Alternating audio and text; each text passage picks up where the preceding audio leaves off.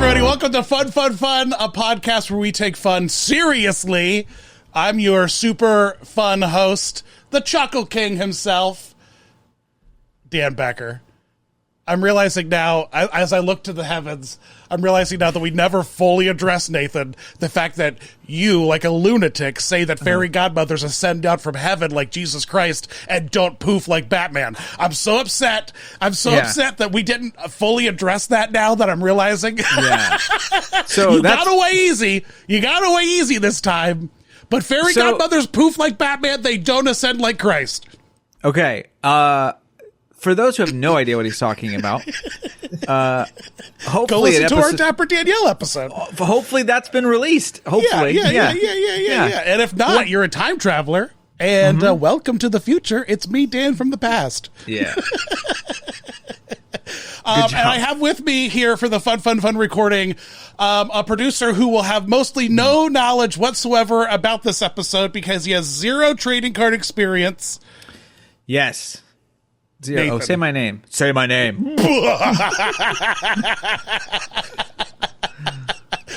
Nathan, hello, welcome. Oh, hello, Daniel. You've never. People looked at the title of the episode. I guess they know it's about Lorcana. You've never Lorcana'd? I've never partaken in the witchcraft of cards. I should have. I kind of feel like my brother's age was Pokemon. Like it was right. Yeah, I was right past after the Pokemon. I got out. Yeah, I was past the Pokemon. I never got into Magic, and the only thing I ever bought, and I had them, was it was James Bond 007 cards for a card game based on 007. Goldfinger, or all 007s? All of them. Yeah, all of them. Gotta go all. And there was cards that would be like Odd Jobs bowler hat, and like they had like powers and stuff. This just feels like a 007 villainous board game. What it feels like is a fever dream, because I've never been able to find anything about these cards. Really, there was never rules. I just got the cards because they were cheap. Out, these are just your sleep paralysis demon that you made up at night. No, you just saw. What they were in this, and then also the I Spy book about James Bond. Was DI those books that just had like stuff in them about stuff. Those two things were my gateway into 007 because I was not allowed to watch the films; they were too sexy, and so. But I was allowed to have the cards. That's the same reason my grandpa liked watching the films. Yeah, you know the same reason I like to watch them. I remember at some point my mom turned to me. She's like, "You know, he doesn't care about secret agent shit, right?" I was like, "What do you mean, Mom?" She's like, "Yeah." I figured it out later, but yeah. I totally get it. I totally get it. So that was it. That's as close as I ever came. That's as close as the card. Okay, and the goal today is to convince me to get into Lorcana because... Well, I have brought to the podcast, and honestly, he's been so respectful so far. I haven't introduced him. He hasn't really said anything. I didn't know if I was allowed to talk. No, you're not allowed to talk until you're introduced. That's the other guests. Okay. It's an unspoken rule that most guests you're supposed to know. You know what I mean? It's like using the outside forks and working your way in. It's one of those things, and you've respected it, Rob. I got to say, hats off to you, Mr. YouTube legend, Midway to MainStreet himself. Anytime I can get this son of a bitch back on YouTube, I drag him kicking and screaming.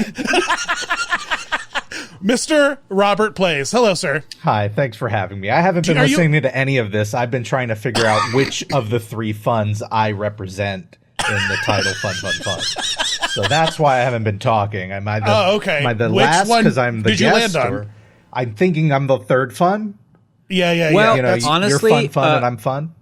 Well, what I would say is that if we go left to right, when this episode is put together in grid form, you will be on the far left. So you're the first fun. So I'm the first fun. Okay. And then Dan's in the middle because he's very important. And then I'm on the right. I'm the bearded fun. Yes. And then I'm on the far right because I don't matter as much. And that way the eyes don't have to go over that way. So they can stick with Dan, I'm the first fun and you took that long to introduce me. What's going on here? Yeah, baby. Well, someone over here had to go through a whole 007 trading card tangent. I thought you could have saved that for a little bit deeper into the episode. We were just rolling with intros. I'm supposed to be the long-winded one. You're supposed to be the sane, tight, keep it together one, Nathan. Well, I think that the episode will show that remains true.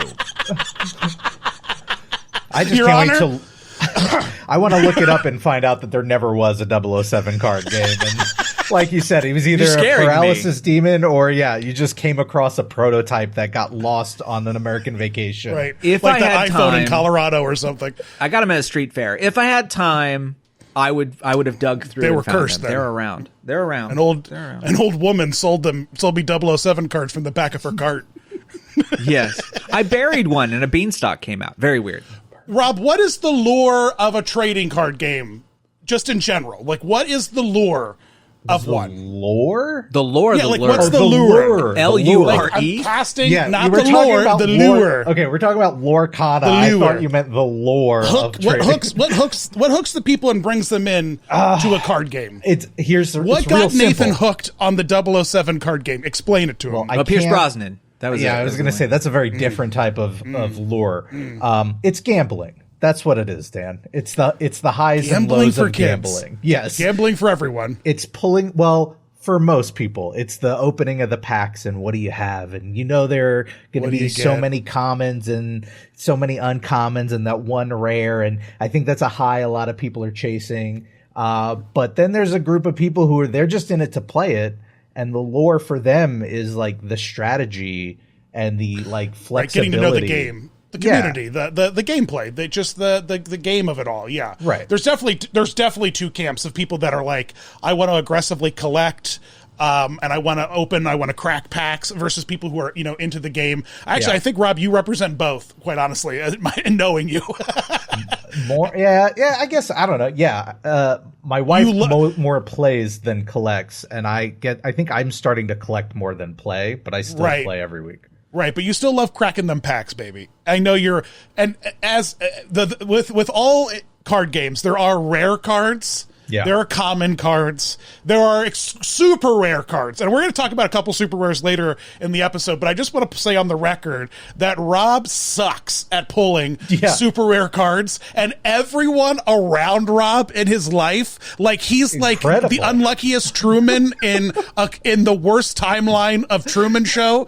Rob is being haunted by everyone cracking smashing cards. I invited two of my friends over a couple weeks ago, and they stopped by a card shop to pick up a couple packs to play. They cracked two incredibly rare cards, like worth over $250 together, and we're just texting Rob as he just like slowly evaporates from the anger boiling in his head.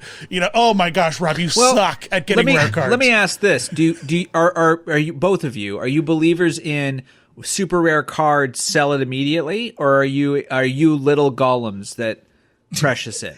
I can tell you exactly how Dan thinks. Let me tell you how Dan thinks. Dan immediately, because I've seen this happen in person many times. He cracks open a pack of cards. He will look up what the rare ones are worth, and then he will act as if he now has that money, even though he has zero intention of ever selling the card. I've cracked huge profits, Nathan. You don't understand, man. I have huge profits sitting in this binder upstairs. Right? Massive profits. They're not even just the shiny ones. There's some good rare cards out there. Huge profits when you're cracking cards. Yeah. It's, oh my God, that's so funny. That's like a whole. Exactly how you do it. You open it up and you're like, boom, made my money, made back my investment on these cards. You're getting enchanted, man. You make your money back off that box of cards. But have you sold a single card since Lorcana? No, not yet. It's still an investment. You know what I mean? It's like it's my portfolio. Yeah. They sit right next to your Beanie Babies, right? Is that how? Right, absolutely. Yeah, my Princess Di one is still in that plastic cube, even though the cube's cracked. It's keeping that baby safe.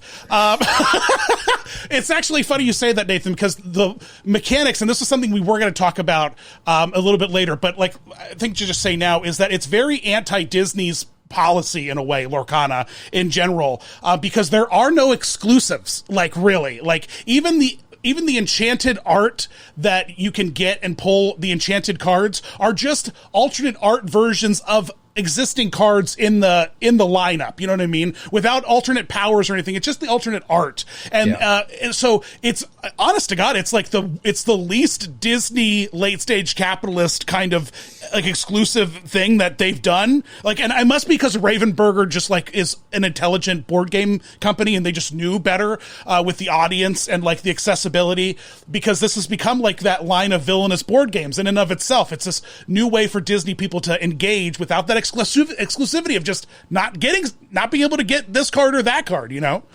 I mean, it exists in the art. Like, they've gone on the record and said they don't want to release ever a card that you can't go and obtain through just buying packs at the store. But that's just from just purely a character and function. But there are definitely cards with exclusive, like you said, art. They're about to come out with a new set next week that it will have a D23 set. It's $100 for 6 cards. That's with alternate art. Right. With artist signatures on them. You know what I mean? It's this fun little case. I got the first pack of them. Rob and I bought them together the same day. And it's fun, but they're the same card as, you know, the Maleficent card from the first series. You know, like while the art is exclusive, the card's functionality, you have accessibility. It's not like the One Ring in that Lord of the Rings card game or whatever that Post Malone owns. You know what I mean? So that Olive Garden mofo. So the collectible aspect is still there, where you can have rarity, but it doesn't affect gameplay at all. Exactly. And I know people who, like at the weekly store that I go to and play, when they pull those super rare cards, they immediately turn around, sell it, and then just use that to fund buying more cards. Because for them, it's just they want to play the game. They don't care if it's shiny or, you know, exclusive art or anything like that. And then others go out of their way because, you know, in a Lorcana deck, you can have 4 of any one card. They want to have 4 of those super rare, you know, $150 cards because it's flashy and that's just the thing they've hooked onto. So like it kind of, it does allow it. And I kind of like that Ravensburger's gone that route of, you know, for as much as it would be easy for them to say, oh, these are the exclusive Disney World cards. They don't want to make it so that the only way for most people to get them is to buy it on eBay for like 10 times the price. So you know, you could still get mostly anything outside of that art, you know, just by going to the store. You boys are doing well, because this is already, I'm intrigued, because I feel like there's not this, the socialist in me is happy right now. So With that in mind, for 100%. And it's so interesting because Rob talking about the art of these cards and the character, you know, like people are very connected to Disney art and their Disney characters. And I think it illustrates exactly the reason why I did not care about card games, why I did not care about Pokemon or Magic the Gathering. You know, great, Fire Wizard 7 and Blue Orc 4, you know, who's named like, you know, Jeff or whatever. I don't know what these, you know, or Pokemon 764 now that's like, you know, a lightning lizard, you know, with, I don't know, that's a god or something. I don't know who. I see Pokemon now. I'm like, what's going on with Pokemon? You know what I mean? Where's just the one? Give me the 151 and stay off my lawn. You know what I mean? And so none of that stuff really interested me whatsoever because I had to buy into a lore and a story and characters that I didn't give a rat's butt about, you know? But Lorcana is cracking into like incredible lineups of characters, and it's just to start only Disney Animation and right? Is it just Disney Animation and not even Pixar yet, right? Nope. Yeah, just Disney Animation. Just Disney Animation. They claim for the going into the future that's all it's going to be, but I think most people are like, eventually they're going to have to get into Pixar and other things. Oh yeah. But even then, the deep cuts, the crazy cards, the fun items, the weird songs, the artwork, it's something that I'm like, oh yeah, I want to see that. You know, I want to see that. I would like to know more about that. I'd like to play with a story instead of just like trying to gather weird characters that I've never heard of before. Like, you know, as I play now, I have a Mickey Sorcerer deck full of brooms. And I think it's just so much fun. I love my Mickey Sorcerer broom deck. And and like I can collect within a lore of characters and build a deck out of it. And that's so appealing to me versus like, you know, Pokemon 7. Did you play any card games before this, Rob? Like, were you into card games before this?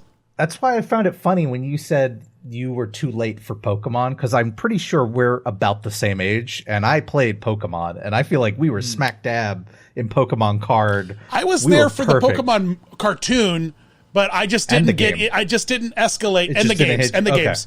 I feel like by the time it was the card game was coming up, and I was you were so I was more into girls and driving. Yeah, I have a little brother. He's 4 years younger than me, and he was into Pokemon, which immediately means that I wasn't. It was too young for me. So I just sailed away. Yeah, now the Game Boy games I would play a little bit. I did play through Yellow, but they were a phenomenon. Yeah, and they were fun because in that same way, kind of like Lorcana, like it's a contained, like you're playing you can't like add things to it. It's just kind of contained. But yeah, no, I just never. Once your brother's into something, you're just like no. But did you play any, Rob? Like, were you a Magic guy, or were you a? No. Okay, I'll tell you a story. So, one, I did play Pokemon through middle school, which was actually a rarity, at least in our area in New York. I feel like Pokemon cards were big, but everybody was into collecting, and very few people were into playing. At least in my school and social circles. So I had 2 friends who were actually also interested in playing, and the 3 of us just played. I was first introduced to Magic the Gathering, I'm going to sound so cool here, at Space Camp. I went to Space Camp in the 5th grade. And I watched. You have a wife. You got married eventually. You figured it out.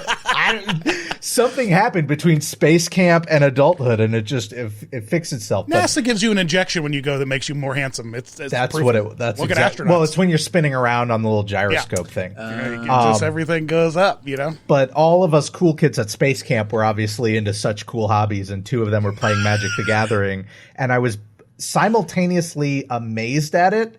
And also immediately, and I don't know how I had the clarity of mind at that age, but I was like, there is no way I am ever touching this. They pulled out boxes with 2,000 cards, and I can't catch up with this. It's over. Forget about it. No way. So I watched and I appreciated, did not touch it once.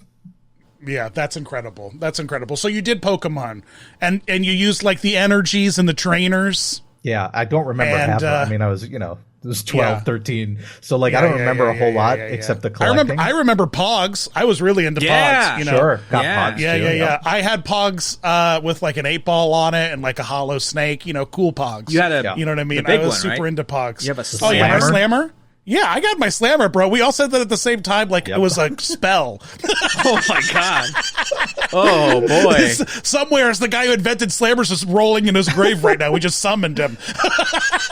That is some 30-year-old energy we just brought to this podcast. So, as long-standing in my friend group, which Robert is an active part of, Robert is the king of IP. Robert is the king of tear it down and rebuild it with a movie on it. You know what I mean? Sure, Why not? So do you think Disney doing this to a card game, is it bringing Disney's heavy hitting IP into a card game? Is Lorcana going to be around for a while? The thing I think a lot of people, I hear a lot of people are into board games. They're but it's a card game. Is it going to be around? You know what I mean? It's new. Right. Are people, where are you at, Rob, with it? Because I personally think it's going to be around for a minute. This thing is going to be played for a while. I mean, it has a way better shot than most other, card games seem to have this either lifespan of it is a Magic or a Pokemon, or I think One Piece is a pretty long lasting one now, where it's just got years onto its life, and then others will come out and they'll start strong, and then a year later they just sort of fizzle. And a lot of it, I think, has to do with the game itself more than the IP. I think Disney's IP definitely helps it, because especially in terms of sales, you're going to have Disney collectors who have no interest in the card game, who want to go and just buy and collect. So that'll support it a bit. But it really depends on how is the game balanced? Is it fun to play? A big discussion topic that came up is, when the game first came out, it was actually very hard to get cards. And so one thing, the scalpers galore. They just went. Yeah. They were following the trucks from target to target. Yeah, you couldn't get cards. It was ridiculous. And it was also partly, I think Ravensburger did not assume that it was going to be as big as it was. And they're not a typical card game company. This is their first trading card game. But one way they were conservative with inventory. Pretty much, yeah. And there were times where you just couldn't get anything. And so what you did was you played on a sort of digital bootleg version of the game where people pulled the art off the internet and a developer made it. It was called Pixelborn, and you could play for free. And so it was essentially the World of Warcraft card game. I don't know if you ever got into that on your phone, Nathan. Hearthstone. But it was essentially, they just took Hearthstone and they just like bootlegged it into a Lorcana game. It was incredible. I remember I met one of the creators of Lorcana at a toy fair, and I was like, bro, what's going up with this pixel board? He's like, I can't talk about that. And would you believe it that Disney, of all people, Disney let it go on for like almost a year without. I think they kind of knew. They kind of knew that it ultimately was more helpful than harmful in getting people into the game. Yep. There is that pirate thing where like they did research and they found out that people who pirate movies go see more movies. They do more entertainment. They spend more money in entertainment than you'd think. And so I think it's kind of that a little bit. So especially at a time where you couldn't go out and buy a pack of cards because they were all sold out everywhere. Right. That was the only way to play. Yeah. But now that is down because Disney did finally do something about it, there's talk of like, well, is this going to kill the game or is this going to hurt the game? Because, for us, like I'm in Orlando, this is a company town. I go to the store every week and there are plenty of people playing, but I can imagine, somewhere in Ohio, there might not be as many people playing. And then that is going to determine whether this thing's around for years or not. Well, yeah, and I thought the same thing as you. I was like, oh, I'm Disney Dan. I'm down here in Orlando with freaking Rob Plays. Of course, he has found a community, and I go to some of Rob's Lorcana tournaments, and I was like, of course, Rob has found, a home here with this game in the Disney town. But then I came up back to Pennsylvania, and I found my local card shop, and I went in there, and they had stacks of stuff. Not like they were not selling, like they were selling a lot of stuff. They were, and they're like, yeah, you got to come on Thursday. It's like $10 to enter, and there's like 60 people who play out back. Nice. I was like, what? And like, yeah, and like every other weekend we do like big tournaments with buy-ins. I was like, wow, and it's very active. Like they have an extra night of Lorcana now that it just started one night, so it's growing. Yeah. So I see it really taking hold because of just if you are a Magic the Gathering dad, if you are a Pokemon, because we're millennials now, there are fathers out there who salivated over a hollow Charizard, who laid seed in a woman and now have children. You know what I mean? And so if you are one of those people and you want to get your kids into Pokemon and they're like, Dad, I don't care about Pokemon, I like Bluey and Descendants or whatever your kids are into, this is like, okay, yeah, but I know you like Encanto and Anna and Elsa and Belle, and so it's an incredible, like, what do they call when, like in the DARE program, like when they're like, don't do drugs, kids, because these drugs will help you transfer to other drugs. Yeah. Gateway. Yeah. Lorcana is like a great gateway drug to card games if you are that kind of board game nerd who has offspring, because they're out there. I'm surrounded by them. I got lots of friends. I have friends listening to the podcast right now. They're like, God damn it, Dan, are you talking about me? But and it's a really great gateway to the format, like the art of card collecting, card respecting, and card playing. And so Lorcana is very cool. Can we talk about what it is? Yeah, that's probably what the game is. Before we get there, I do have a question about its reach. Does it play at Gen Con yet, or is there? I believe it does. Okay, because isn't that happening right now? It's possible. Or we were at MegaCon. I think Gen Con just. Rob and I were at MegaCon, and they were playing it at MegaCon. Okay. Yeah, but it has, and it is actually at the point now where there are dedicated tournaments like. Yeah, they just hosted a huge one in Atlanta, right. I believe. And they're doing one in that Vegas. Went on for how long did it go on, Rob? Like 12 hours or something? Well, it was a 2-day event. Yeah, it was a long Yeah, it was an unholy long days for the people who won those things. I can't imagine. I hope they deodorize, is all I'm saying. God bless them. But yeah, no, it's at cons. Like you can find Lorcana now at like an antique mall. Like it's everywhere now. Like it's all the places that you would think something popular would be dropping. Yeah, it's definitely building. But we've talked about it a lot, and I'd like to explain what it is, because it's great that it's a card game, it's great that it has Disney characters, but what in the heck is a Lorcana, and how do you play it? And I thought that'd be an interesting thing. Rob, you've explained it now 7,000 times. I'm sure you got a great little package of what Rob has addicted so many people on this game. It's not even funny. He's paying Ravensburger's electric bill like at least 2 days out of the week, once a month. You know, like he's really pumping some cash into it. You would think this is an MLM, and Rob's getting a kickback Which is for the weird, amount of people Dan, he's got. because I have a box of extras that I'm trying to get rid of, and for the life of me, I can't get anyone to take these cards. Dan, who I've offered them to 5 times now. Because, Rob, I have my own huge box of cards, bro. Make it bigger. No, my gosh. I mean, the short version of it is, so one, as a trading card game, because there's the difference between like a trading card game and like a deck building game. With a deck building game, you buy all of the cards at once, and the game is you're building sort of a hand with those cards. Whereas with the trading card game, the cards I show up every Wednesday with might not be the same cards that you show up with every Wednesday. And so half of the game happens before you're even playing, which is what cards do I have and how am I going to build this deck out and how to strategize. Yeah, how is that deck going to work? Yeah. Skills off of one All another. of that. And like I mentioned earlier with my Mickey and my Magic Broom deck, Lorcana, Ravensburger thought ahead and built strategy-based, like story character packs. So you can really like build a Moana deck. You could build a Stitch deck. You can build, you could build a villains deck or a cat deck, whatever you want to build and tell the story you want. In fact, the 101 Dalmatians deck that they kind of have built, usually a Lorcana, your deck only has 60 cards in it, but there's a variant of a Dalmatian puppy that you can have 99 copies of in your deck if you wanted to. Yeah. So like they really have fun, creative, rule bendy kind of ways that you can have a 101 Dalmatian deck, which I think is pretty cool. You literally have your card pile is going to be this big, but it's kind of awesome to like roll it and be like, I've got 101, and the Pongo and Perdita cards play off of the puppy cards.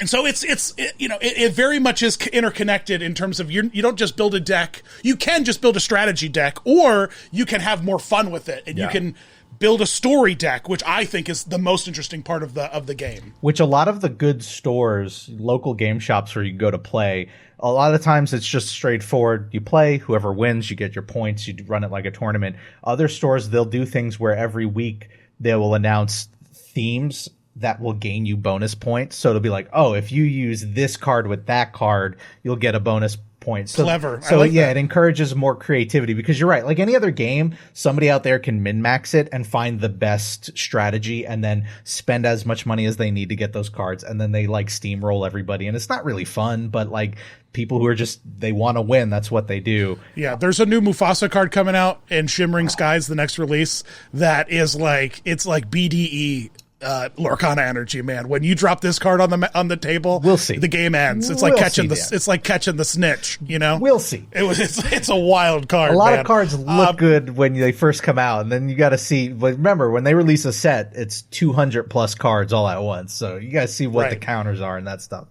But so like Rob says, it's about deck building, but then also you hit a point where it's not a traditional card game where it's just one-on-one. It's kind of more open, so that you can play 3 people play together, 4 people play together, all battling each other at the same time, because the game's goal is not to murder them as many Disney characters as you can. The goal of the game is to use your Disney characters to quest out instead of attacking, to gather lore from the ether, and with you wanting 20 lore points to win the game. So you have to hit 20 points to win the game, and each character, depending on its value, has certain amounts of lore it can recover instead of attacking the other opponent. So Dan, challenging the other character. Mickey Mouse was not murdered. Character. He was challenged, and he was challenged. Banished. Now he's exhausted. When his health he was banished. When his health was too low. Right. There's no murder. There's banishing. There's challenging and banishing. And like most card games, there is a cost mechanic that's involved. Like with Pokemon, everyone's used those energy cards or whatever, I think, to power up your cards and use their attacks. But similarly, in this game, you just sacrifice cards into a pool of ink that you use to then draw your characters onto the board is like kind of how it works. Yeah. So you have a pool of ink that's ever growing and a cast of characters that have more or less value to play, and you put these characters out into the playing field and battle to 20 lore. It's a really fun and interesting and just like keeps you on your toes kind of gameplay. Because and if you're playing with a good person, a friendly person, as they flip a card, you guys have a quick discussion about what it does, how this character interacts that character. It's very a gentle gameplay. Me teaching my young children how to play it goes pretty easily because it's like very communication based. So super, super fun game mechanics. I really enjoy it. Simple to learn, hard to master, which I think is the key balance that will give it a long life because, I think you play 2 or 3 games and you get an idea of how it works. But at the same time, like my wife is listening to the podcast and watching the YouTube channels and like experimenting with decks. And pulling incredible rare cards like left and right. Cards worth hundreds of dollars that I don't ever get to pull. Huge profits. Profit. Rob's wife is rolling in Lorcana cash. She has a credible portfolio going right now. Dan, do you want to go through those eBay listings that you put in here? Yeah. Okay, so let's talk about huge profits because there are some. I want to talk about rare Lorcana cards since we're like there, and also like the resale market of Lorcana. I have seen some sold Elsa cards that are upwards of $7,000 to like $9,000 for these D23 exclusive cards that were kind of released before the game was even released at a D23. What now in 2022's D23, right?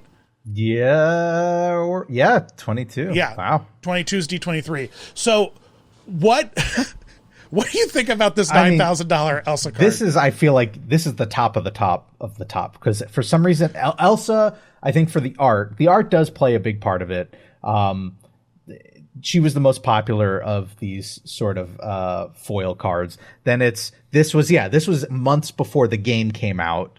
So it's at D23. So these are like the first Lorcana cards that ever existed. And like there's tangible evidence of that. So I think that offers like card collectors like that rarity. And then PSA you rated also have stacked 10. on top of this that it's rated. Yes, it's a rated 10. It's mint, which is up and from PSA the highest of regarded card raters. So this is like a banger card. But the thing is, where does this brand go? Which is kind of like I would never invest $9,000 in a card like this. Well, what's great is like you said, you don't have to, right? If I want to play with 4 Elsas, I can get those cards for probably like 50 cents and then still play with them. And that's what's cool about this game is that you're not locked out of this card despite the fact that it costs $9,000. What's the other one I had? I think more. I have you have this. Another example. More reasonable. This was a more reasonable bid. Reasonable. Of $7,300. Reasonable. The shipping's a little higher, I think, on this one, but that's okay. And I think the other one was a buy it now. We all know it takes. The first one was a buy it now too, and this was a bidding. Oh, okay. And this was. I guess you need $50 to ship it. I guess if you want to be really careful, I guess. Yeah, man, you got to insure it. Got that tracking. Can I ask, when you have a mint card like this, and you got it in a little thing, you don't play with it, right? There's absolutely no way to play with it because you can't roll up and be like, guess which one of my cards is super important. It's a bit of a Where's my Elsa? It's a bit of a chastity belt for your playing card, if you will. Like you can't once you stick it in there, you can't play with it, and it's locked up until you get out the bolt cutters, I guess, I guess. So. Which everyone's got their different, there are people who are like, okay, I get an enchanted, it goes in 3 sleeves and then it goes on a shelf somewhere. There are people. His name's Rob. When he gets one, he sleeves them out of control. I'll put it in one sleeve, and it goes in my deck. And I play this guy's with playing cards are like ogres, man. They're layered like onions. All right, they got layers. Oh no, Dan, I'm a change man. I single sleeve my cards. I don't double sleeve my cards anymore. I don't have the patience for that. You're a changed man. I don't have the patience. It takes too long, and then I change it. I got to take it out of 2 sleeves. No. Sure. Like, what's so cool about this $700 Mickey card? So there's another D23. This one looks like you can see on the black line at the bottom of the card, there's a little symbol. And usually that's the rarity symbol where it's located, everywhere from common, uncommon, all the way up to legendary. But that symbol is missing here. And instead, it's the D23 like exclusive symbol. So there's kind of where you get like the Funko Pop sticker of it all. Like, it's a card with a different indicator. The chase variant. That's where you look for the indicator. Yeah. Yes, this is a variant of the main card. And this one looks to be signed by the team, the Lorcana team. That's not Brett. That's not Maybe it's Mickey's. I don't know. A couple people signed it, so that's why I think it's the team. Because at the expo, the whole team was there, which is pretty cool. I dig it. Those are the extreme cases, though. Like you get Enchanted. Yes. The Enchanted, I think the most expensive one is actually the Elsa from set 1, and that still might go for like close to $1,000. But most Enchanteds will be anywhere from like $75, $80 to like $300, depending on not only is the art cool, is it from set 1, useful, which you can't go out and buy anymore, right? So now it's just buying from people who have it, and then is it a good card that people will actually play with? You know, if it's a useless card. I'm sitting on a Cusco's Palace Enchanted that I think is worth like $60. Yeah. But then I have like a Maleficent that's like at $110, I think, right now. And I have Along Came Zeus, which was $75. My Along Came Zeus Enchanted. I haven't been pulling any mega Enchanteds. I've only had small profits. But Kat has had huge profits, Rob's wife. Huge profits over there in the she just Rob got the household. Diablo's, what's Diablo running for? I have it actually open right next to me. Diablo goes for, at the time of recording, it's $187 for Diablo. Because Diablo is a very popular card. So she's just the profits that she's definitely has realized and has money in the account. Yep. I asked you earlier, I said, Rob, we're having a Lorcana episode. Tell me, or like, what are your favorite cards right now? What cards are you into? I'm obsessed with the Honey Wizard. Nathan, do you have a picture of the Honey Wizard? So I can show the people the greatest Lorcana art that has existed to this day. And if you are listening via podcast, astonished, please come to the YouTube page to see this Honey Wizard. Right, and I'm gonna describe it, all right, because it is essentially a Sorcerer Supreme Winnie the Pooh, all right, and he has all mastery over bees and viscous liquids. This is truly the one true god, the Honey Wizard. I worship him now. I only wish to ascend to whatever levels of deityism this is, so that I may sit nude in a robe, dripping with honey one day as an elderly man. Winnie the Pooh's over 100 years old, guys. He's like the bottomless Gandalf of bee poop. Bee spit, I guess, if I'm being more technical. It's incredible. I love it. It's just truly gorgeous. But Robert gave me a selection of cards, and Nathan put them in a random order. And so tell me about these cards. What does it for you here? Well, first side note, Honey Wizard right now, 5 cents. 5-cent card. I'm gonna do that the art can be amazing, but if it's not a useful card, right? It's not a useful card. It's not a useful card at all. I'll preface this by saying there are 6 colors in the game of Lorcana, and you can play with any 2 colors most of the time. And a lot of people will experiment and they'll move around and they'll try different combinations. I have played pretty much just with Sapphire and Steel since the game came out, and I don't know why, but that's where I've dug my heels in. So everything you're about to see is either blue or gray. Because blue helps you just create ink. Yep. You create your currency super quick with blue, and Steel is just ruthless. Steel is just a good pokey attack. Yep. Good combo. So build up that ink. And when you're looking at the cards here, you can see there's a number in the top corner that represents how much ink it costs to play the character. Yep. Then there's a description of the character with like a fun name, like Aurora Dreaming Guardian. Then she has some classifications like Floodborn Hero Princess. And then, of course, you have like her game mechanics described at the bottom. And those little gems you see on the side are lore at the bottom of each card. So you can see that Aurora can collect 2 lore when she goes out to quest. She does that 10 times, you win, baby. But meanwhile, Belle or Grandma Tala only have 1 lore. Well, Belle, that's not so much. And this is why I love Belle.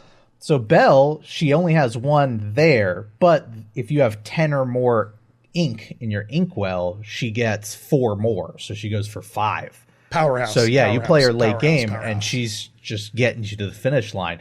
And I know why Rob loves this Grandma Tala card, because when Grandma Tala dies, she goes directly into your currency. She goes right into your inkwell. Yeah. She's, so you just self-sacrifice old Grandma Tala, and Grandma's got one purpose in my games, and it's to die. It is to die. Yeah. I send Grandma out. Grandma sings a song called One Jump Ahead, which gets you another ink. And then I send her to die, so I get another ink out of her. And that's how I start building that inkwell really fast. Now, let me ask a question about these images. It seems like you're able to digitally inventory your stock? Is that how this works? Yeah, there's an official app for sure. Yep. Yeah, as well as a trading card. What's the the value, when where you can like keep your value? Yeah, so your portfolio site. The official app will just follow what you have. Then there's a free site called dreamborn.inc where it does a similar thing, but it'll also show you the current value of the card.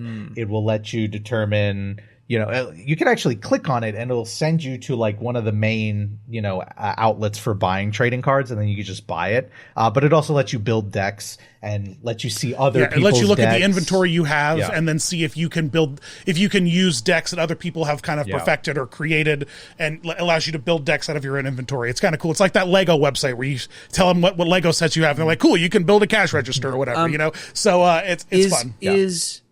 How do I put this? So the process of inputting the cards you have, I'm assuming it is you just tell them what you have. There's no like QR code to signify that you actually have it or anything. Yeah, it's a long list and you just check it. Okay. Because I didn't know if there was a way that there was a plan to digitize this performance so you could play online with people or not. So there is an app. It's an unofficial app that actually just came out where you can lay down your card and it'll use the camera and just do that automatically.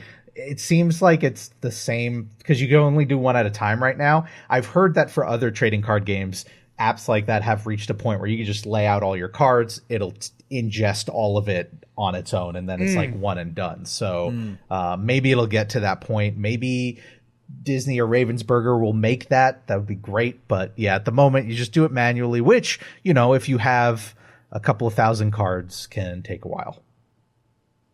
Here's the next ones. Yeah. I want the one in the middle. Go. I don't have it. That is the one Enchanted I would love, but it's like $300 right now. And as much as I love this game, I don't love it enough to drop $300 on a piece of cardboard. So right. But here's a really great example, though, of the thing we were talking about where, for those of you listening, we're looking at two of the same exact card, but one has the Enchanted version, which is the ultra rare. And by that, it means it has a full alternate art that is across the entire card instead of just a little picture above its name. And then we're also seeing the card that is just the rare version of it that's in the gameplay that you can just pull from packs at random. I have 4 of the giant Tinkerbells on the right, one of them as a foil, and there's some of them as standard. And I don't have the Enchanted, but this is a really great card to play, Tinkerbell. There's a lot of great Tinkerbell cards in the game, but this one is like the GOAT because when you play her, everyone takes 1 damage instantly because she's giant. She's a giant fairy. She stomps in the water and she hits everyone at once. So it's kind of great. I love the fun little playful elements of story beats of these alternate action characters, or these variants of these characters, and then they really like deliver some fun actions with them. It's very cute. And I forget which is which, but the whole idea of Floodborn, and then what's the other one? There's another one. I don't pay attention to the story of it enough, but the idea is like Dreamborn. One of them is like what the character wishes they could be, and the other is like an alternative version of the character. So, Floodborn, her being, I don't know if this is her wishing that she was a giant Tinkerbell, or it's just an alternate universe version of her, but that's how they like keep things interesting. So you're not getting like 18 of the same Tinkerbell in just different poses. It's like, they do the same thing where they have Anna from Frozen with like a full suit of armor on with a shield and a sword, and she's, battle Anna, so you get really fun variants of all these characters and properties. Yeah, and what's nice is that they also contain most characters inside of releases. So, the most recent release of Ursula's Return had all the Encanto characters in it. So, if you were an Encanto fan, you just dive deep into that release, and you can build out a deck really well and really get all the character cards you'd like and all the variants and whatnot. So they do a pretty good job of containing them, I think. And if you didn't like Encanto, you still bought it anyway because you're addicted, because it's all gambling at the end of the day, and you get hooked. And you need the cards, whether or not you like any of these characters or IPs. Theoretically, it's worse than gambling because you can't win anything back. unless you're selling cards. Dopamine. What are you that's talking true. about? You can win lots and lots of dopamine, baby. Man. There's one more of Rob's favorite cards. I mean, that's one jump. That's the song. That's the sweet song I hear before I throw grandma into the meat grinder. Yeah, again, it's your inkwell. Blue is so inkwell, gray is so aggressive with attack. Yep. Here's another 3. Oh, these are my 2 staples and my new go-to. So on the left, you've got Cogsworth. Okay. Cogsworth is great because Cogsworth gives every other character that you have out +1 resist. So it becomes harder to kill other characters with your Cogsworth. And you can with your old grandpa clock. Yeah, and I don't know what the mentality behind that is. Like that was a good argument you made. Like she's big Tinkerbell. She grows, she gets really big, she's gonna hit everybody at once. I don't know what the whole this is a grandfather clock. It is gonna make everyone stronger, but that's how it works. Well, the name of the attack, the name of the ability is called Unwind. You know, so it's like a commentary on you unwind. He will stand up de-stressing. front and get hit. Yeah. But he doesn't get hit. I think he just de-stresses you, and he's trying to say if you live a more stress-free life, you're going to be able to take those hits more easily. Maybe that's what it is. That's fair. Here's a great version of a Floodborn alternate, another character with stout-hearted Cinderella. You know, characters that are in the Floodborn, like also Cogsworth here, are just they're old and wizened, like they're hardened. They're aggressive versions of the character. But I really dig the Cinderella. The Cinderella is great. She's my MVP because she quests for 3, she hits for 5. She's got 5 defense, but she also has resist 2, which means if you want to kill her in 1, you need to hit her for 7. And if you put Cogsworth out with Cinderella, resist 2 becomes resist 3. Now you need to hit for 8 to get rid of her. Not a lot of cards can do that in one stacking hit. strategy. Yeah, so it's like normally if I can get a Cogsworth and a Cinderella out, the other person's just like, it's just a pain. It's a pain in the butt, you know? So those 2 almost always end up in whatever version of the deck I'm building. Mama Odie on the right is sort of a newcomer, and she's really good also for building out ink because the way Mama Odie works is that whenever you sing a song, you can also take a card off of your deck and put it into your inkwell. So now picture this. Just like I said, blue, grinding ink. You put Grandma out there and you put Mama Odie. You got the 2 old ladies out there, and you have Grandma sing 1 jump. Now that is 1 ink for 1 jump, 1 ink for Mama Odie. You send Grandma to her doom. That's another ink. Anytime you sing, you get Mama Odie putting another card in there. So I've started to play with her a little bit more. And it's really good to build up a lot of ink. It's great. And the art, again, I just got to say, are great. All right, these are the last 3 you sent me. There is one other card after this. Okay, one other card. I think I remember which one was this one. Fortisphere is actually 2 other cards. These are just all inkwell. These are just all inkwell cards for Rob. That's all these are. Fortisphere is not an inkwell card. What are you talking about? Fortisphere. Yeah, but it's the gray popsicle. What is it even from? Atlantis? I don't know, Dan. I won't lie. It's just a huge gray ball.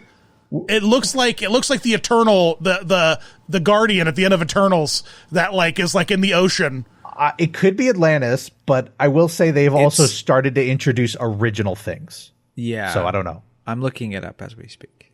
Yeah. There are a couple of item cards that are original to Lorcana now. Yeah, like I know the Ursula one is. Yeah. So it might be that. What I know is it is a card that when you play it, you get to draw an extra card. So it's good to get another card in your hand. And then with Fortisphere, so Popsicle's the blue version, you could banish it to heal your characters.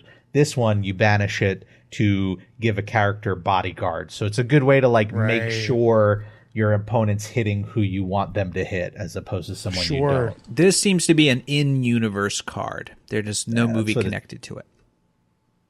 Whoa, okay. Well, then the art does not tell me the story that I don't know what's going on with the art. Well, Dan, it's a Fortisphere.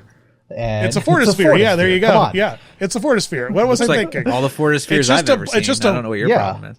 Yeah, that guess you're right. What am I thinking? That's stupid. Dan didn't grow up around Great Stone Fortispheres. Dragon, Mulan reference, obviously. I know this one. This one's easy. Another good one, because this is an item. But again, one to put in your inkwell. That's all it is. But this Ariel is beautiful. I love Sonic Warrior Ariel, another Floodborn, another like warrior variant of a character. And amplified voice. Is that your special move with her? No. See, I was going to ask you, I was like, do you see on the card why I like her as a like card to play? You're really into belly buttons. That's what it is. Well, belly buttons of people who are yelling water waves under the ocean. So it was a big year with Aquaman. Aquaman. Yeah. I was gonna say Aquaman, and what was the other one? Avatar. Well, I guess she's not really screaming in Avatar, but there's lots of underwater belly buttons. No, I love this card because she has 8 health, and most people gloss over that. And then you put her out there, and you're playing, and then she quests for 2, which is like not a lot, but it's not nothing. And then people want to take care of her, and it's like, oh wait, she's got 8 health. This is going to take either 2 characters or a couple of turns, and then it just becomes a pain. And it's because people look at the ability that she could do, or they are distracted by the belly button. But for some reason, whenever I play her, people don't realize that the 8 is a problem until it is. If you're listening at home, just Google Ariel Sonic Warrior if you're a belly button apologist and you want more belly buttons in your life. Don't Google Ariel. What are the last 2? I think this is the same card. Or the last this is one. The same card in Enchanted. This is the enchanted version of it, though. Gorgeous. That's why. Lack of belly button, though. There's no belly button in this card. I think there's a belly button. Just the foil is behind the shimmer. Oh, okay. Yeah, it's behind the shimmer of. There's a belly button there. Don't worry. I was very nervous. There's one more here. Yeah. Oh, this one's great. Oh, McDuck Manor. This is the real estate Hail Mary play.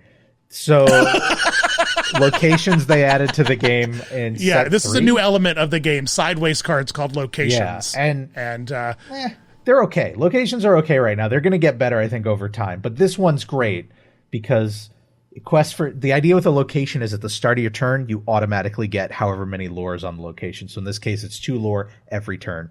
And that's why people will just take out locations really quick, except McDuck Manor, like Ariel and her belly button, have a lot of health. And so you put one of these down and they have to deal with it. You put 2 of these down, they get annoyed. You put 3 of these down, which I did do yesterday, actually. And it just becomes like, that's it.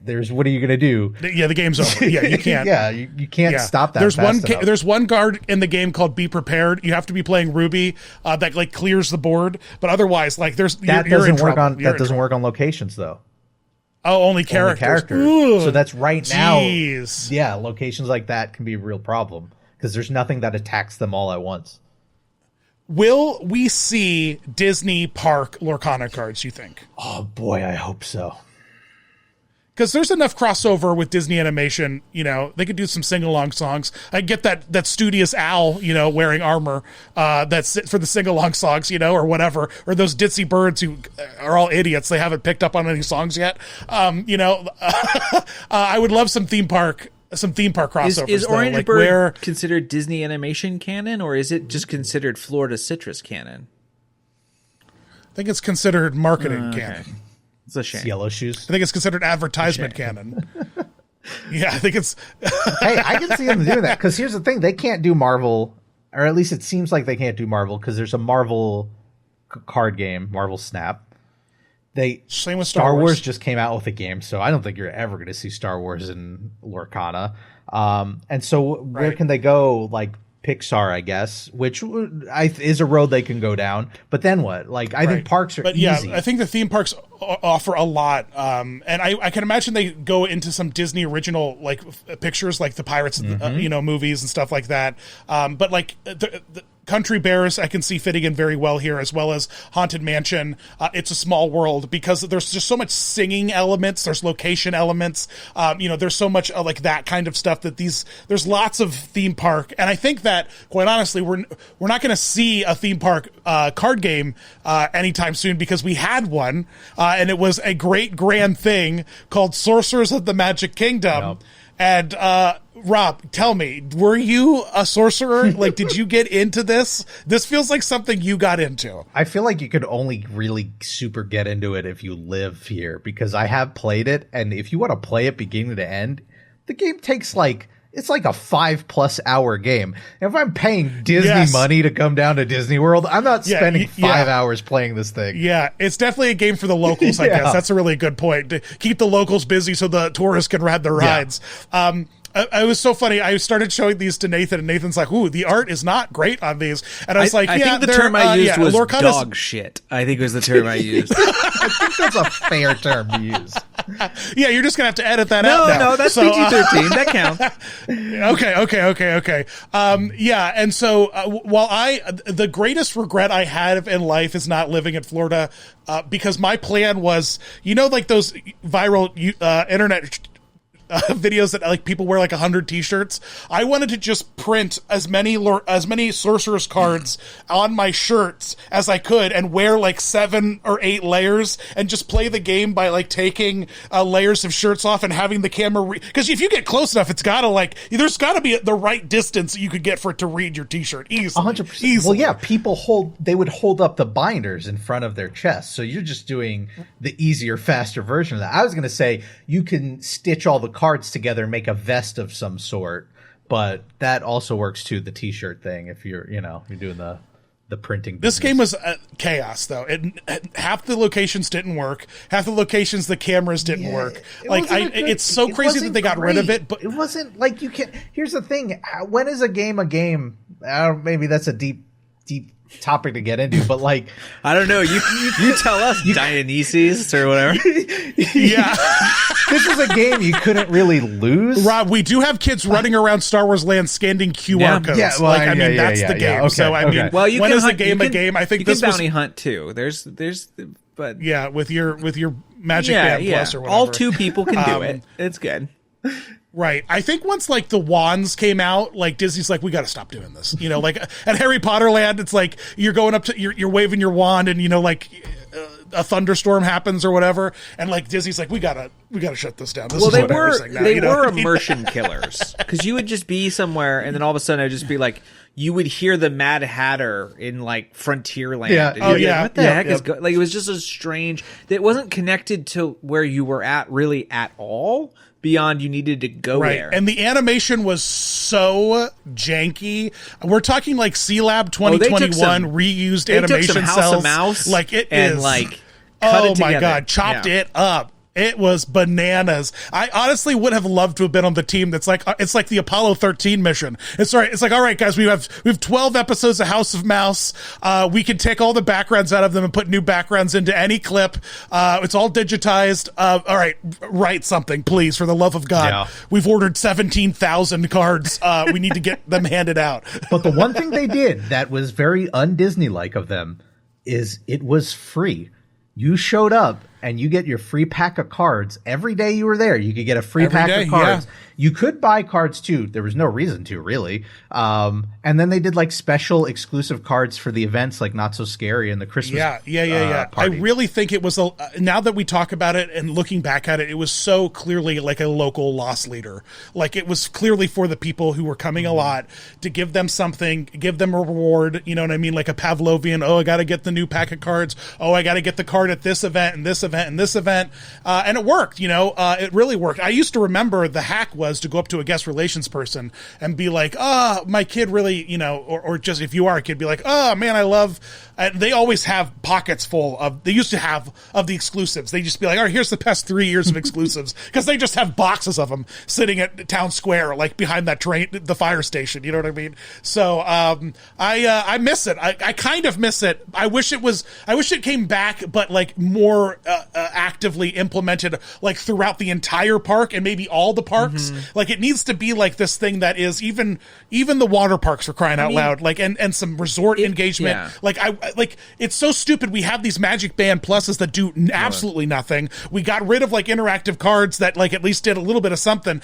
Like Disney, I feel this is like dragging their toes. It's like Apple and AI, like Siri can't even turn on my microwave. Sort of, we've talked about this, Dan, in off mic, the concept of sort of how can Lorcana kind of merge into, and I think they've ripped some of this stuff out, but like there seems to be a way to be like, it's not really an exclusive card. You can get it elsewhere, but like if you come to the parks, you can get a version of a card that is like It's Dumbo, but Yeah, it's yeah, Dumbo like flying An art variant Dumbo, or something like that. Yeah. It's a country bear, but it's the Magic Kingdom country bear variant. Right. And if you go under Melvin and you whistle at the cast member, she'll pull a card out of the wall for you. Or Like, whatever. There would seem to be a way to continue that trend of not being exclusive, Lorcana.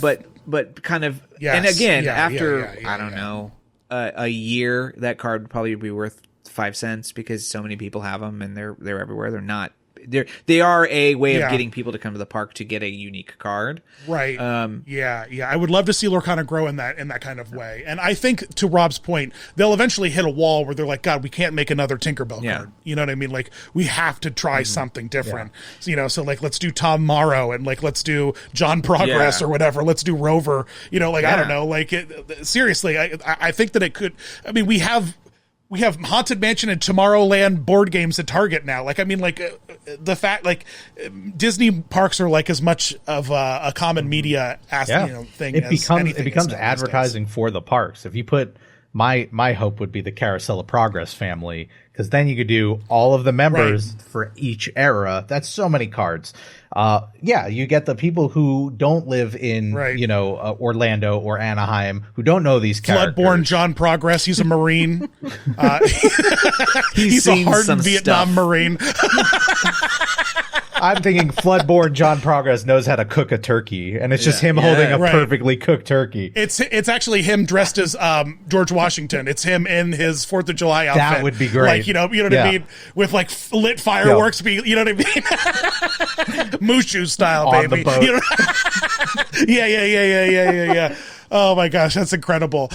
What is the next Lorcana release? Shimmering Skies comes out, which feels like a Pokemon name. I feel like there is a Pokemon version called Shimmering something. Shimmering Skies. I guess it does a little bit. Look at that logo, baby. I like it. Shimmering Skies. A lot of Lion King in this one that's coming, which I think is interesting. Big focus on Lion King. I don't know what else is in this one. What wonder if we'll hear about the new villain. I've admittedly stayed a little bit in the dark because like I've ordered my box and I'll open those cards and I like exploring them like for the first time opening them. But like one thing we didn't mention was the last set came out with a co-op version of the game where 2 people could play together against Ursula, and because Ursula was like the big villain of the pack. Right. I love this concept of having a trading card game that has like a spin-off board game version. Be like, okay, you tired of playing me in. Yeah, you're tired of playing each other, and then the board game itself has prize cards inside of it, so when you beat Ursula, you get rewarded with cards you can then use and play. I think it's absolutely genius. I mean, honestly, I think that, if anything, shows the staying power of the game, is like being able to give people more ways to play. So it doesn't even matter if you have a tournament, if if you have 3 or 4 people who like to play together, bam, here's a quarterly adventure to play with your cards. That's crazy to me. That's so cool. Yeah. And I guess we'll see. They'll probably do more of that, maybe in a couple of sets. I mean, these sets come out every 3 months, I believe. I think that cadence is going to slow down now that the first year's over, but it'll still be like every 4 months, I mean, there'll still be 3 new sets a year. So it keeps you going where like, just as you start to get bored and you're like, all right, I know all these cards inside and out. I've been playing with them for months now. Boom, new set. Go dump more money and, get a whole bunch, 200 new cards to learn and play. And it changes the balance of everything in the meta game. And that's what keeps the game alive, is like, if that stays interesting enough that people want to keep learning, but not breaking it so much that everything you've spent your money on up until that point is now somehow useless or garbage, Right, yeah. And them continuing to build into the universes, the existing stories they've already tapped into, adding new alternate... Dan, you don't even know what a fortisphere is. Don't act like you're excited about the story of this. Listen, bro, it was well-founded to not know what a fortisphere was because someone just made that up, all right? Now, let me ask a question, though, because I think this is something that some noobs are going to get confused by, because I did a little bit. The fact that Lorcana is not at all connected with another thing called the Mirrorverse, which also has digital cards. Yeah. What the hell is the Mirrorverse, and how is that different? And not to mention that branding and a box that looks very similar, like it is. And then there's also Sorcerer Arena that also is very similar. Sorcerer Arena was also something that came out right before Lorcana that was also very confusing. I remember making like a PSA reel to be like at Christmas time. It's like, send this to your grandma so she knows that this is not Lorcana. So what makes them less? Yeah, there are a lot of confusing things. Well, from my understanding, Mirrorverse is an all digital thing. It's an app. It's an app. It's an app, and it's like Giga Blast, but with like these like warrior versions of the characters. And there are static versions. Like there's a Warrior Sully, Warrior Jack. Warrior I've seen like action figures and stuff. So that's why. Yeah, we even made action figures of it and stuff. And then Sorcerer Arena is just a board game, I believe. It's just a straight up board game. I think it's nothing. It's just board game. I think Mirrorverse. It's interesting because a Mirrorverse is I believe what they call a gotcha game. So it's like a gotcha machines, like the put in 25 cents. Digital gotcha, right? Yeah. So it's like a different flavor of the same idea of like you're spending money. Boxes. Yeah. Like Disney Speedstorm does the same thing. It's a very popular mechanic in a lot of games now because it works so well. I hate it. Yeah, it's... Just let me buy a freaking game, please. For the love of God. Just let me buy a game and then play part of it, I don't know. Part of it, I'm not going to go on like a tirade and be like, gotcha games are terrible. But I think there is an element of there is no physical aspect. Sure. And like I played Marvel Snap, which was a digital Marvel card game. And I remember playing it for a few months and it was fun. And I spent a little bit of money, but I was like, you know what? Like, I wish I had an actual, it's silly because it's just cardboard, but I wish I had something to show for the money I was spending. And that's what got me off of Marvel Snap and into Lorcana. So, you know, that's why I would put Lorcana above like Mirrorverse, which I'm surprised is still around, but I guess it's making money. What do you think, Nathan? You going to dip a toe now? Did we convince you? Here are the highlights. One, you can't buy your way into success in the sense of you can buy a lot, I suppose, and theoretically, but you can't like go online and spend a ton of money on one card that is a kill-all, which I think is very important. That's hyper exclusive and not already out there for everybody. Yeah, that's very handy. There's no. It's not pay to win in that respect. I mean, there are card combinations that you can buy, and the market value reflects them that do kind of pay to win your way into just brute forcing mechanics. But certainly, people do that. Not in the same buzzkill. Not in the same way as Magic or Pokemon. So no. The exclusivity is not there in that same way. No. The Black Lotus of it all isn't a thing. And I think the other thing is, really. is like the concept that I can do a co-op. I like this because honestly, like, not saying I wouldn't go to a place and find people to play. Like, I'm sure I would at some point if I got really knee deep, but it would have to start with like the wife and I trying to find a way to enjoy it ourselves. Yeah, and my partner, my girlfriend and I play it together. Rob and his wife play it. It really is a fun, especially for millennials, because again, it's just hyper accessible. Like she wasn't into it at first, and then she's like, "Oh, but there's a Belle and Beauty and the Beast, and oh my God, this card art is gorgeous," and it is. Like there are some. I want to get like just a big display where I can find hollow versions of all my favorite card art to just hang on the wall because some of them are stunning. Speaking of card art, there should be a folder, an image I've had in there called Cat's 9 Lives. Yes, you asked me about this. I'll have to re-add it. I asked you where you wanted it, and then don't you never worry, responded. I got it. So. Here we go. We don't even worry. Rob has, for Christmas, I bought Rob a play mat of a Magic. I didn't realize it was a Magic the Gathering card, but it is called Cat's 9 Lives, is it? And I have the card now, too. I bought the card online to go with it. Yeah, it's a cat. It's a cat surrounded by his Mufasa ancestors. It's truly a beautiful give me play 2 mat. seconds here. This is... Sorry, my ADD heard that question and maybe didn't even register it. We'll continue on. We'll move forward. How much is the 9 Lives card, Rob, when you bought it? I'm going to tell you, I got like the extended art hollow version. I think I paid like $1.50 for it.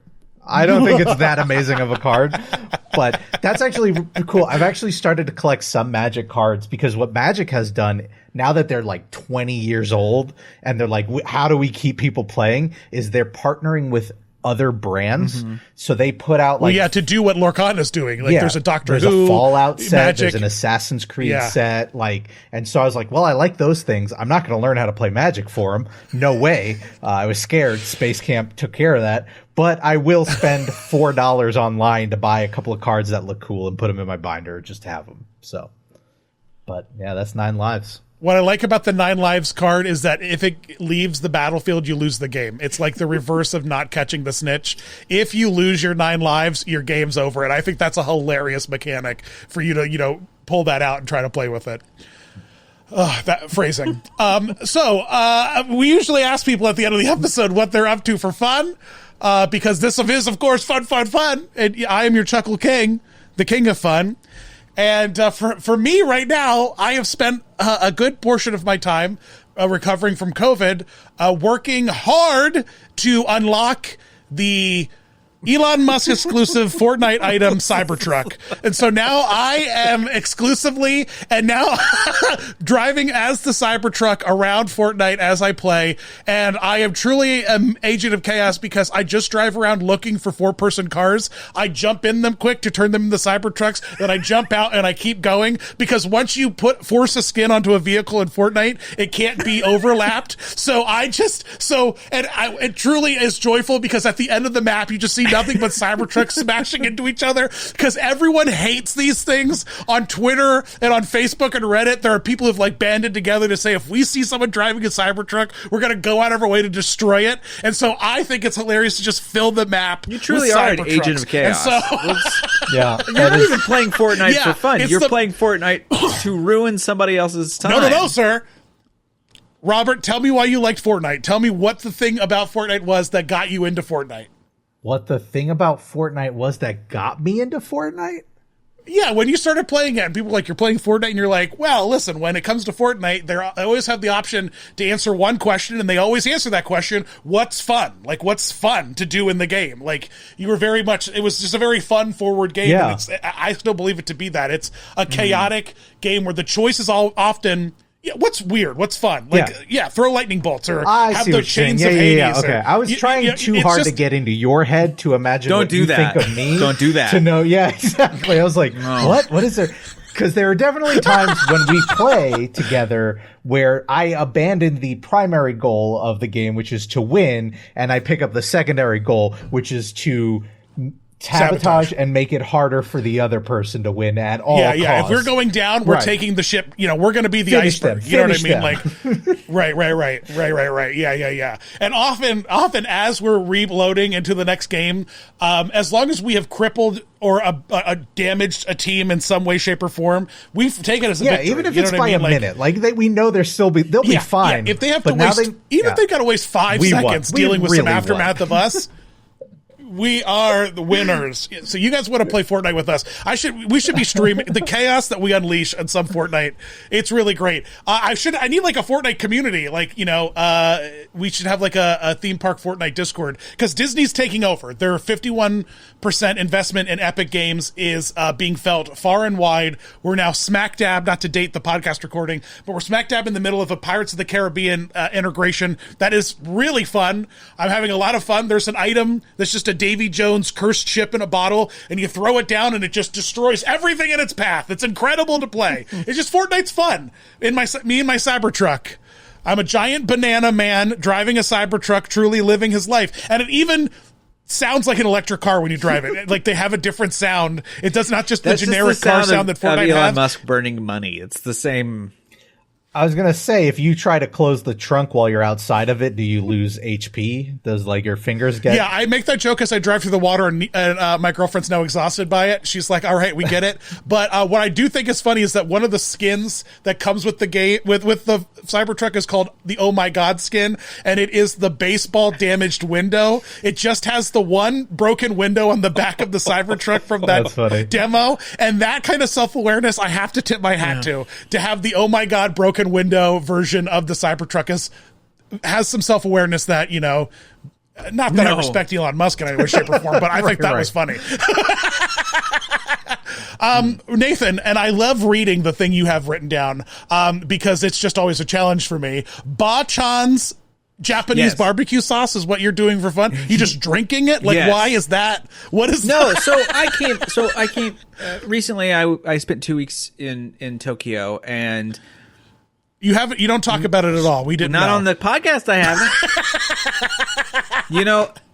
Now, the whole beginning of this podcast was the two of you being like, "Oh, Tokyo." Dan, I just want to know. Tokyo. I just want to make a point here to let you know that jealousy is not a good look on you. Okay. Yeah. It's just not. What I would say, I've been to Singapore, baby. I'm not jealous. That's good for you. Congrats on Singapore. But anyway, and I had a 2-hour layover in Japan. Well, there you go. So here's the thing. When I was there, I pretty much exclusively ate 7-Eleven because it's incredible, and I had this desire for more.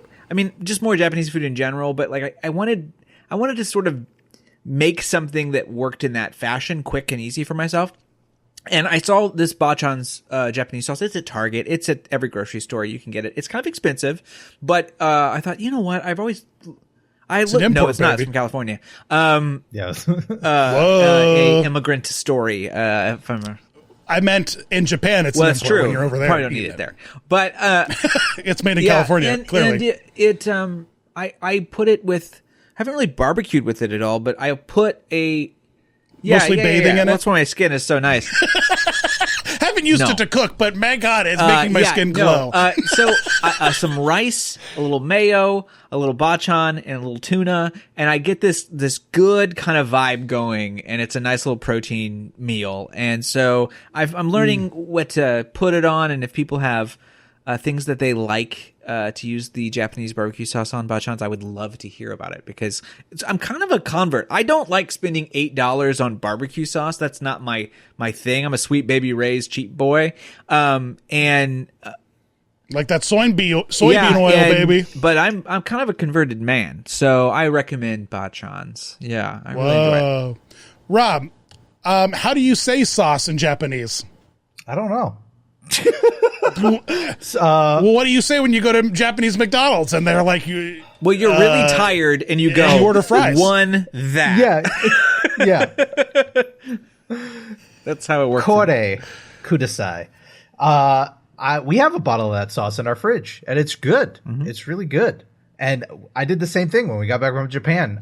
You know what I did is I found the closest local Asian market. I found they sell hot pot beef, which is like, because you go to like a regular grocery store and you can't find thin enough beef to do like gyudon or hot pot beef or anything like that. But you go to an Asian market and they'll have it.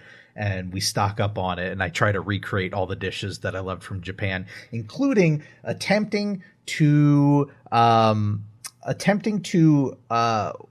boil an egg enough so that not that it cooks, but it cleans it so that you can have it raw.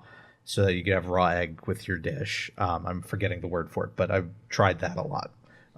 But yeah, I know all too well the need to come back and relive those culinary experiences. Well, when you come back and isn't it great that you both went to Japan? All I'm saying is you come back and you realize you can't go to American Disney parks anymore, so you don't know what else to do with your life. And so you invest in Japanese culinary because that can still be there for you. And Dan, I'm not saying investing. I'm not saying you measure your life in a you going to Japan and post going to Japan way, but you do measure your life in a pre going to Japan and post going to Japan way.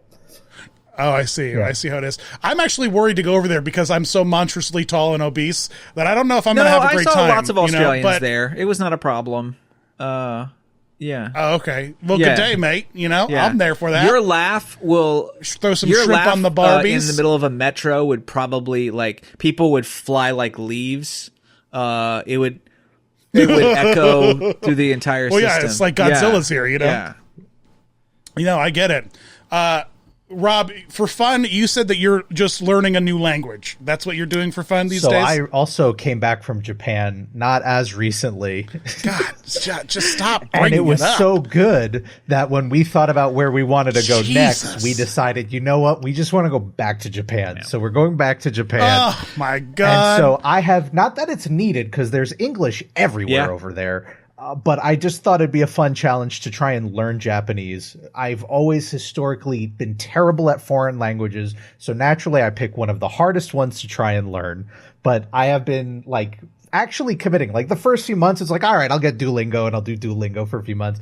And now I've got the textbooks and I have a tutor that I see every week. And part of it, which is why it's the fun thing I've been doing, is I'm watching Japanese television. I'm watching Japanese movies. I'm listening to Japanese music so I could like listen more, practice with my like listening and understanding. And so you are now Japanese. I wouldn't go that far, but I they'll never say that. I can guarantee it. They will not accept me no matter how much I can speak it. Yeah. But well, I know Rob's plan. We can say, Nathan, if you had to like become an expat in Japan, what would your business be? What would your expat Japanese business be? Oh my goodness. Rob, tell him yours while he thinks. Give him an example. So if we ever need to like bounce out of the country all of a sudden, I can't imagine why. Tokyo. Yeah, I don't know. There's no. I'm certainly feeling better these days, but I hope this episode comes out before November. We're going to be in Japan in the beginning of November, so who knows if we're coming back. Shut the borders down. We'll bounce to Tokyo, and I'm going to open a pizza place, and I'm going to lean hard into the Brooklyn, New York pizza aesthetic, because there's no way I could open a Japanese restaurant over there. That would be ridiculous. Yeah, why would you? But they do like pizza. Because why would Rob's gently boiled eggs so they're safe to eat? Why is he doing it? The eggs here are safe on their own, but he does it anyway. No. Well, he's an expat. That's the American style. I will adopt a Brooklyn accent and I'll just open. Oh, that's so smart. I didn't go, but it's on my thing. There was a Little Texas in Tokyo, which is a Texas themed cowboy bar, and it's just a hole in the wall. I might have heard of that. Yeah, we didn't go. No, but. There was also, we did see a chain of Italian restaurants called Miami Gardens that we did not go to, but we saw over and over again. And it was in the GTA farm. It was very weird. But the market's there. That's so interesting. I mean, theoretically, it's hard for me to think of things that are not what I already do, but I could teach English, but that's so cheap and easy. I would, let's see here. I would get into, here's what I would do. You're a communications professor, so I mean, you teaching English makes sense. That's true. But I don't think there's a market necessarily for it as much anymore, but I'd like to get into making the miniatures for the kaiju to stomp on in TV shows. Nice. I think I think that'd be a lot of fun. Make just little trains and. Well, alternatively, you could just invest in 2 kaiju boots.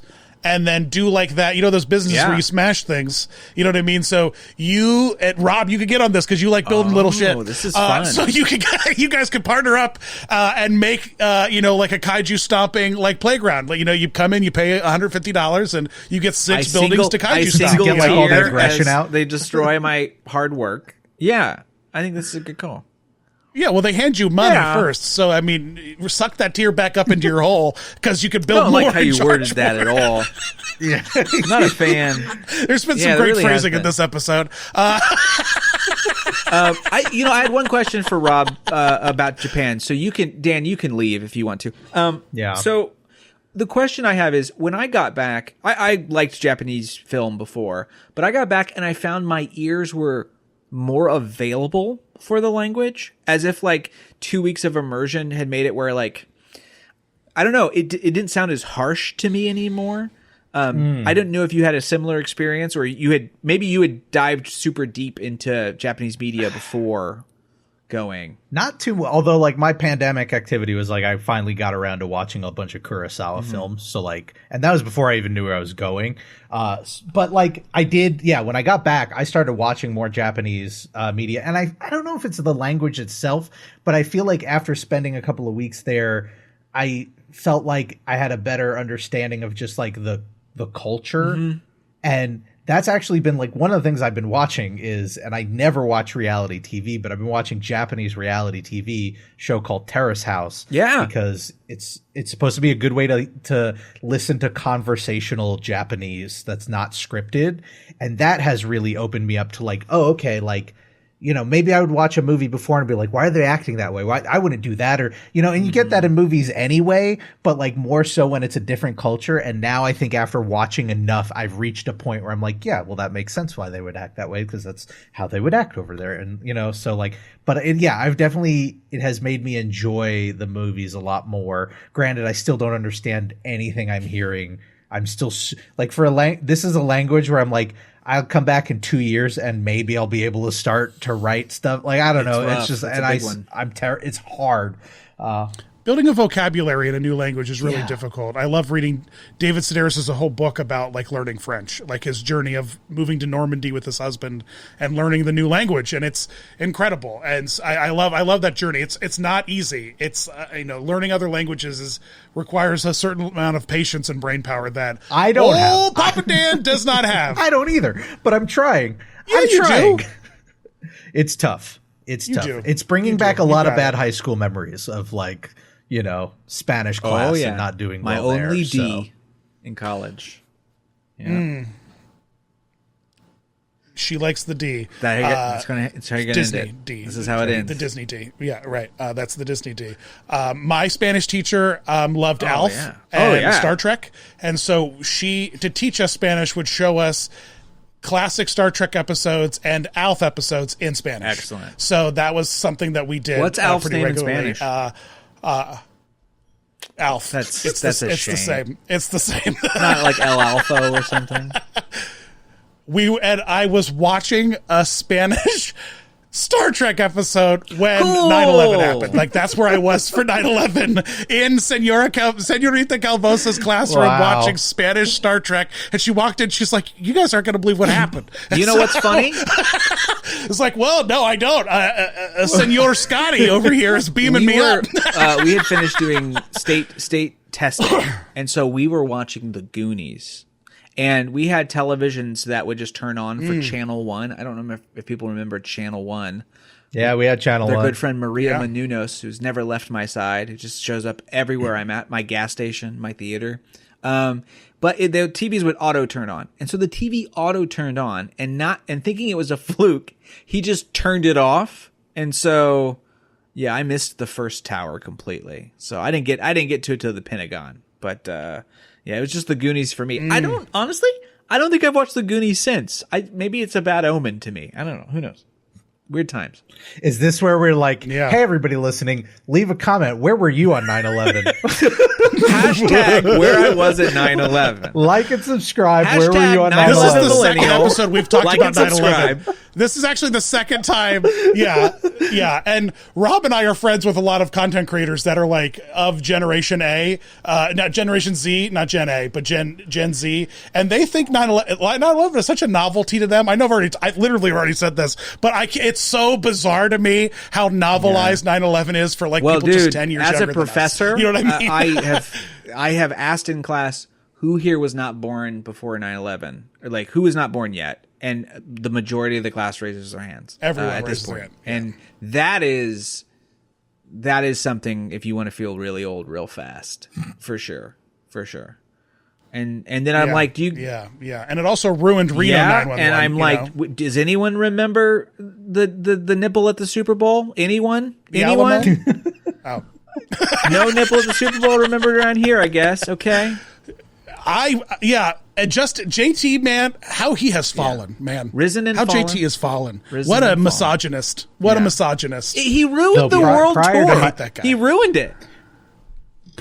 Prior to my Japan trip, I measured my life before the nipple incident and after the nipple incident. So that makes sense. That was your anchor point. That was in your split. Universe. It was and the then nipple. We went to Japan, and it wasn't even. It wasn't even a full. It was there was a sun thing. Nipple. Yeah. There was a sun thing. Yeah, I've done intense nipple research over on the Disney Dan channel.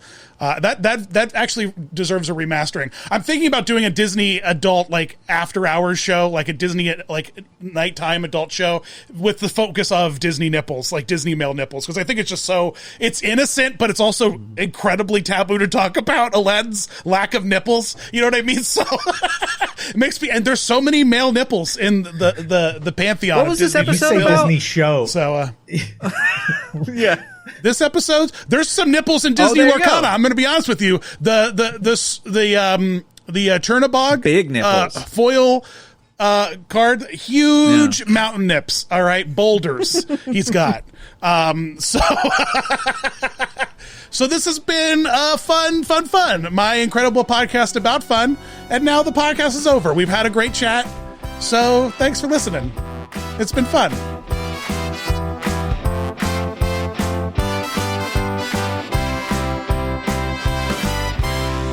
This has been a production of 710 Media.